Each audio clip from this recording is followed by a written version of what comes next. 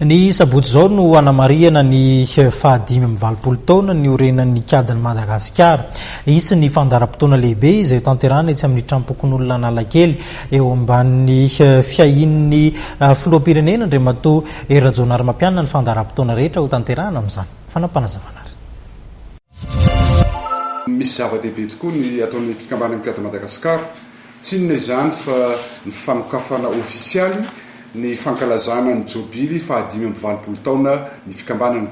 Raha araka ny fantatsika dia tamin'ny taona 3 no niteteto Madagasikara ny skotolaika izay ny avian'ny kadiny Madagasikara.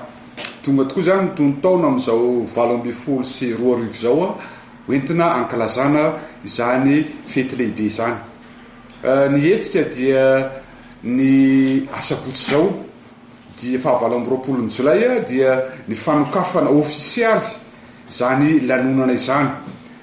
Eto dia mariako fa ary saorana lehibe ny filohan'ny repoblika Andriamatoa Rajaonarimampianina izay nanaiky hitarika ary hiahy ny fankalazana rehetra mandritry ny herintaona.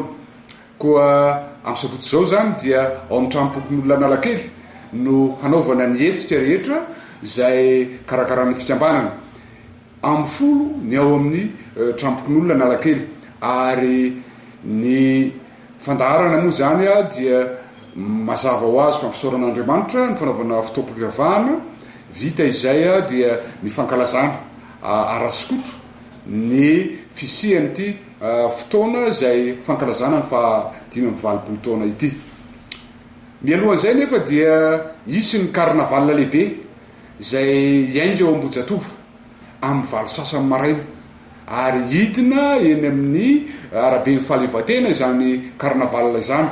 Zany dia andraisan'ny mpikambana sy ireo namana na ny amperinasa na ireo fatranainy dia samy nametoky avokoa fa hanotro amin'izany fankalazana ny fahadimy amby valopolo taona ny fikambanana izany.